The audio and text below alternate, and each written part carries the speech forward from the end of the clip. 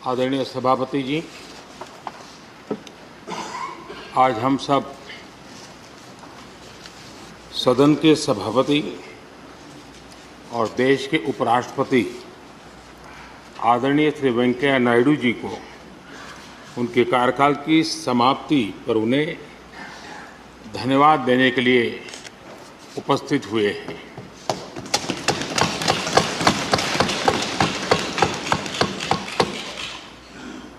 ये इस सदन के लिए बहुत ही भावुक पल है। सदन के कितने ही ऐतिहासिक पल आपकी गरिमामय उपस्थिति से जुड़े हुए हैं। फिर भी अनेक बार आप कहते रहे हैं, I have retired from politics but not tired from public life. और इसलिए इस सदन को नेतृत्व देने की आपकी जिम्मेदारी भले ही पूरी हो रही हो, लेकिन आपके अनुभवों का लाभ भविष्य में सुदीर्घ काल तक देश को मिलता रहेगा। हम जैसे अनेक सार्वजनिक जीवन के कार्यकर्ताओं को भी मिलता रहेगा। आदरणीय सभापति महोदय, आजादी के अमृत महोत्सव में आज जब देश अपने अगले 25 वर्षों की नई यात्रा शुरू कर रहा है, तब देश का नेतृत्व भी एक तरह से एक नए युग के हाथों में है। हम सब जानते हैं कि इस बार हम एक ऐसी 15 अगस्त मना रहे हैं जब देश के राष्ट्रपति, उपराष्ट्रपति, स्पीकर, प्रधानमंत्री सबके सब वो लोग हैं जो आज़ाद भारत में पैदा हुए हैं।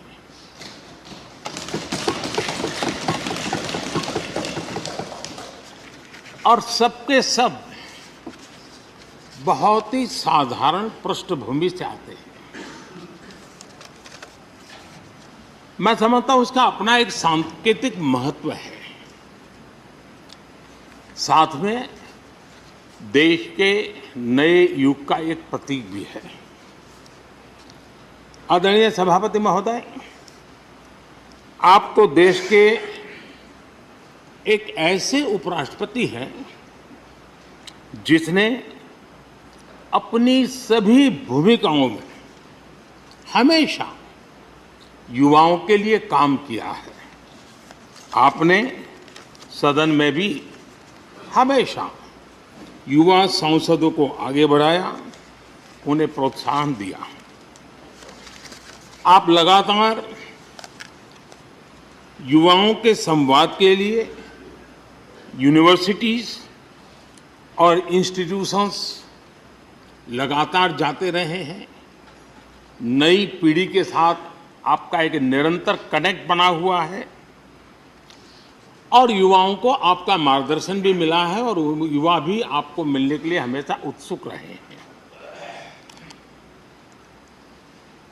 इन सभी संस्थानों में आपकी लोकप्रियता भी बहुत रही है।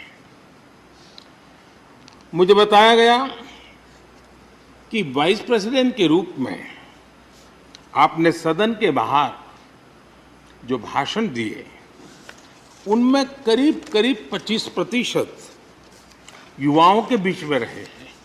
ये भी अपने आप में एक बहुत बड़ी बात है। आदरणीय सभापति महोदय, व्यक्तिगत रूप से मेरा ये सौभाग्य रहा है कि मैंने बड़े निकट से आपको अलग अलग भूमिकाओं में देखा है। बहुत सारी आपकी भूमिका ऐसी भी रही जिसमें आपके साथ कंधे से कंधा मिलाकर कार्य करने का भी मुझे सौभाग्य मिला है। पार्टी कार्यकर्ता के रूप में आपकी वैचारिक प्रतिबद्धता रही हो, एक विधायक के रूप में आपका कामकाज हो, सांसद के रूप में सदन में आपकी सक्रियता हो, भारतीय जनता पार्टी के अध्यक्ष के रूप में आपका सांगठनिक कौशल्य और लीडरशिप की बात हो, कैबिनेट मंत्री के रूप में आपकी मेहनत, नवाचार का आपका प्रयास और उससे प्राप्त सफलताएं देश के लिए बहुत उपकारक रही है, या फिर उपराष्ट्रपति और सदन में के सभापति के रूप में आपकी गरिमा और आपकी निष्ठा।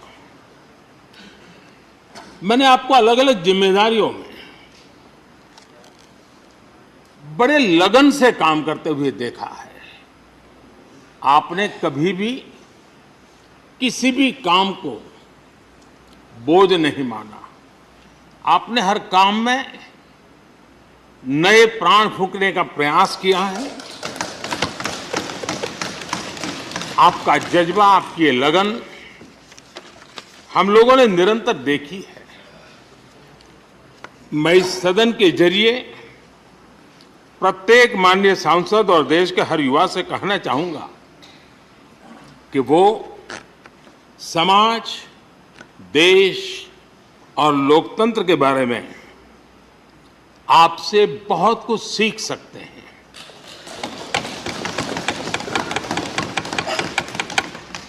Listening, learning, leading, connecting, communicating, changing और रिफ्लेक्टिंग, रिकनेक्टिंग जैसी किताबें आपके बारे में बहुत कुछ बताती हैं। आपके ये अनुभव हमारे युवाओं को गाइड करेंगे और लोकतंत्र को मजबूत करेंगे। आदरणीय राष्ट्रपति महोदय, आपकी किताबों का जिक्र मैंने इसलिए किया क्योंकि उनके टाइटल में आपकी वो शब्द प्रतिभा झलकती है जिसके लिए आप जाने जाते हैं। आपके वन लाइनर्स, बीट लाइनर्स होते हैं और विन लाइनर्स भी होते हैं।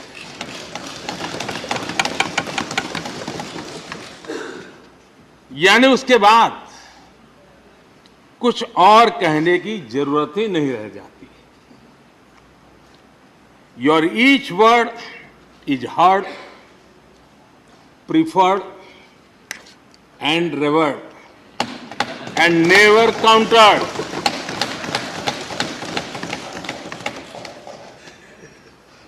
कैसे कोई अपनी भाषा की ताकत के रूप में और सहजता से इस सामर्थ्य के लिए जाना जाए और उस कौशल से स्थितियों को दिशा मोड़ने का सामर्थ्य रखे। सचमुच में आपके इस सामर्थ्य को मैं बधाई देता हूं। साथियों, हम जो भी कहते हैं वो महत्वपूर्ण तो होता ही है, लेकिन जिस तरीके से कहते हैं उसकी अहमियत ज्यादा होती है।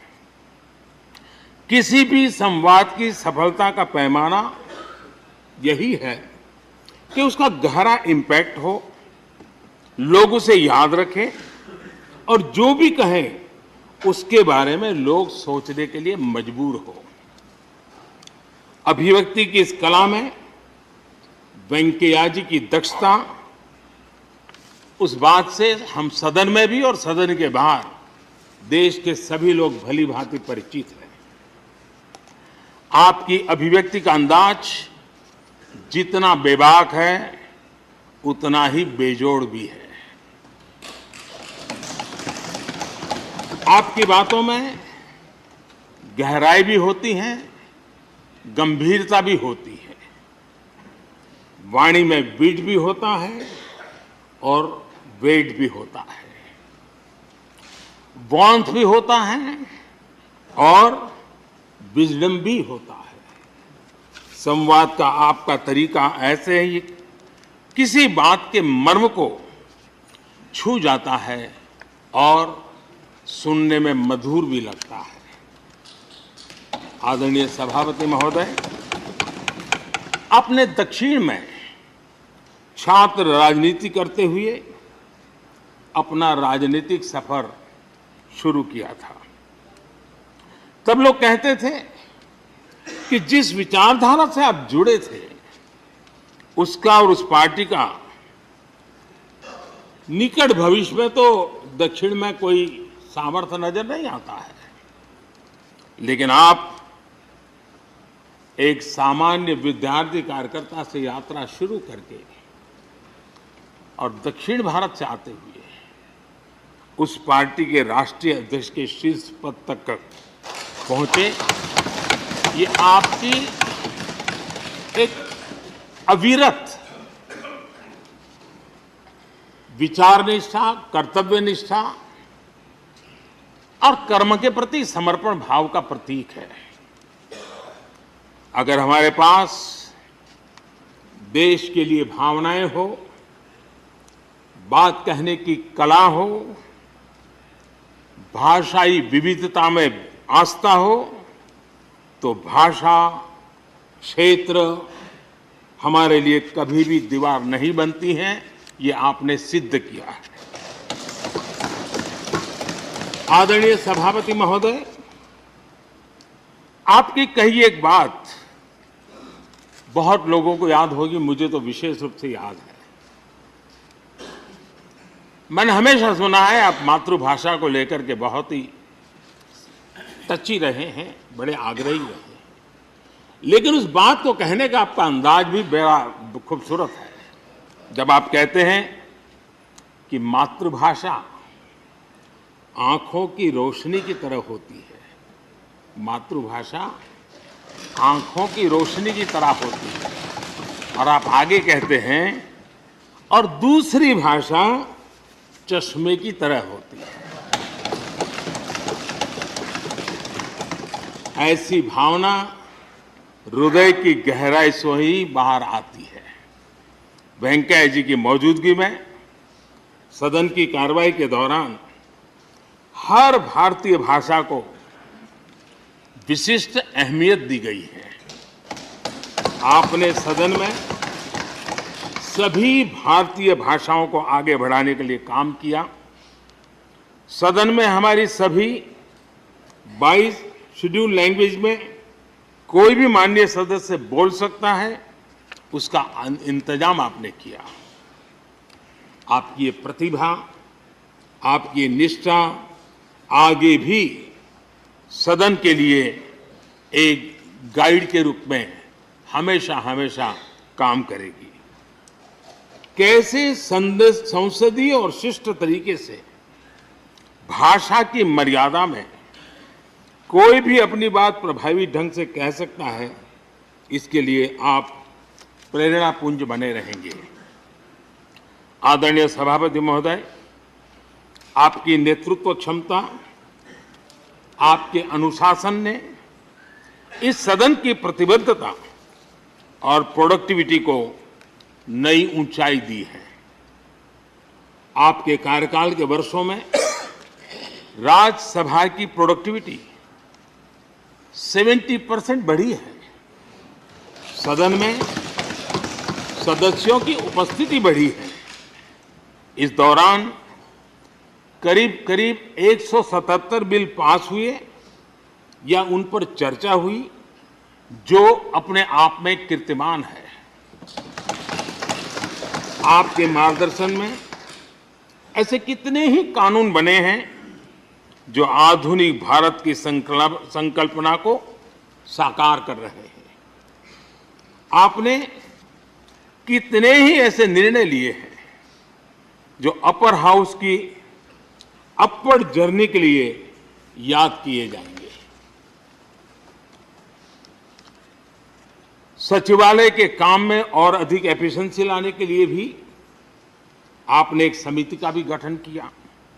इसी तरह राज्यसभा सचिवालय को सुव्यवस्थित करना, इंफॉर्मेशन टेक्नोलॉजी को बढ़ावा देना, पेपरलेस काम के लिए ई ऑफिस सिस्टम को लागू करना, आपके ऐसे कितने ही काम हैं जिनके जरिए उच्च सदन को एक नई ऊंचाई मिली है।